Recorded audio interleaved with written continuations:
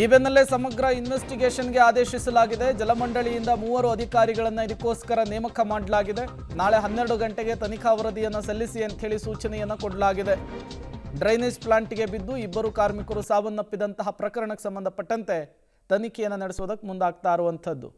Compound ಬಿದ್ದರೂ ತನಿಖೆ, ಡ್ರೈನೇಜಿಗೆ ಸಿಬ್ಬಂದಿಗಳು ಬಿದ್ದರೂ ಕೂಡ ತನಿಖೆ. ಏನಾಗುತ್ತೆ ಅನ್ನೋದನ್ನು ನೋಡಬೇಕು. ಡೀಟೇಲ್ಸನ್ನು ಕೊಡೋದಕ್ಕೆ ಪವಿತ್ರ ಸಂಪರ್ಕದಲ್ಲಿ ಜಾಯ್ನ್ ಆಗಿದ್ದಾರೆ.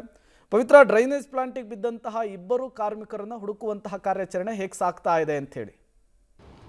ಪ್ರೇಮ್, ಈಗಾಗಲೇ NDRF ಟೀಮ್ ಕೂಡ ಸ್ಥಳದಲ್ಲಿ ಇದೆ. ಈಗ ಸಮಸ್ಯೆ ಏನಾಗ್ತಾ ಇದೆ ಅಂದರೆ, ಆ ಡ್ರೈನೇಜ್ ಪ್ಲಾಂಟ್ ಏನಿದೆ ಅಲ್ಲಿ ವಿಷಾನಿಲ ತುಂಬಿಕೊಂಡಿರುತ್ತೆ, ಜೊತೆಗೆ ನೀರು ತುಂಬ ರಭಸವಾಗಿ ಹರಿತಾ ಇರುತ್ತೆ. ಸೊ ಹಾಗಾಗಿ NDRF ಟೀಮ್ ಅಲ್ಲಿ ಆಪರೇಷನ್ ಅನ್ನು ಮಾಡಬೇಕಾದ್ರೆ ಕಂಪ್ಲೀಟ್ ಆಗಿ ಆಕ್ಸಿಜನ್ ಅನ್ನ ಆ ಟ್ಯಾಂಕ್ ಒಳಗಡೆ ತುಂಬಬೇಕಾಗುತ್ತೆ, ಇಲ್ಲದಿದ್ದರೆ ಇವರಿಗೆ ಅಪಾಯವಾಗುವಂತಹ ಸಾಧ್ಯತೆ ಇದೆ. ಸೊ ಹಾಗಾಗಿ ಆ ಶವವನ್ನು ತೆಗೆಯೋದೇನಿದೆ ಅದು ದೊಡ್ಡ ಮಟ್ಟದ ಹರಸಾಹಸ.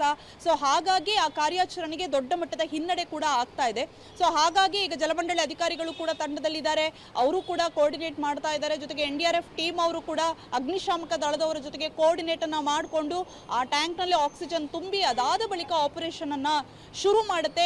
ಮಗದೊಂದು ಕಡೆಗೆ ಜಲಮಂಡಳಿ ಈಗ 3 ಮುಖ್ಯ ಅಭಿಯಂತರರನ್ನ ತನಿಖಾಧಿಕಾರಿಗಳನ್ನಾಗಿ ನೇಮಕವನ್ನ ಮಾಡಿದೆ. ಈಗ ಜೀವ ಹೋಗೋದು ಹೋಗಾಗಿದೆ. ಈ ಹಿಂದೆ ಕೂಡ ಜಲಮಂಡಳಿಯ ನಿರ್ಲಕ್ಷ್ಯ ಸಾಕಷ್ಟು ಬಾರಿ ಇತ್ತು. ಈ ಕಾರ್ಮಿಕರಿಗೆ ಕನಿಷ್ಠ ಪಕ್ಷ ಅವರು ಸುರಕ್ಷತಾ ಸಾಧನವನ್ನಾದರೂ ಅಳವಡಿಕೆ ಮಾಡಿದಾರ?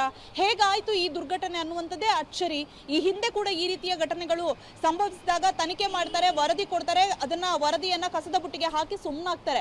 ಆ ವರದಿಯಲ್ಲಿ ಏನಿದೆ, ಸುರಕ್ಷತಾ ಕ್ರಮಗಳನ್ನು ಅಳವಡಿಕೆ ಮಾಡುವಂತಹ ಬಗ್ಗೆ ಇದುವರೆಗೂ ಕೂಡ ಅಧಿಕಾರಿಗಳು ಚಿಂತನೆ ಮಾಡಿಲ್ಲ ಅಂತ ಅನ್ಸುತ್ತೆ. ಸೊ ಹಾಗಾಗಿ ಈಗ 2 ಕಾರ್ಮಿಕರು ತಮ್ಮ ಜೀವವನ್ನೇ ಕಳೆದುಕೊಂಡಿದ್ದಾರೆ.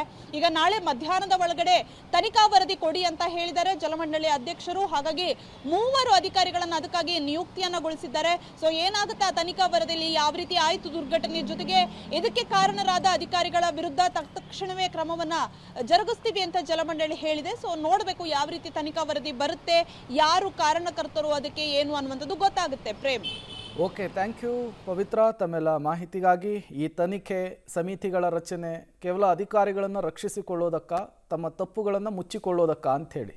ಹಿಂದೆ ಕಾಂಪೌಂಡ್ ಬಿದ್ದು ದುರಂತ ಆದಾಗಲೂ ಕೂಡ ಇದೇ ರೀತಿ, ಈಗ ಕೂಡ ಇದೇ ಪರಿಸ್ಥಿತಿ. ಮುಂದೆ ಯಾವ ರೀತಿಯ ಆ್ಯಕ್ಷನನ್ನು ತೆಗೆದುಕೊಳ್ತಾರೆ ಅನ್ನೋದನ್ನು ಕಾದು ನೋಡಬೇಕು.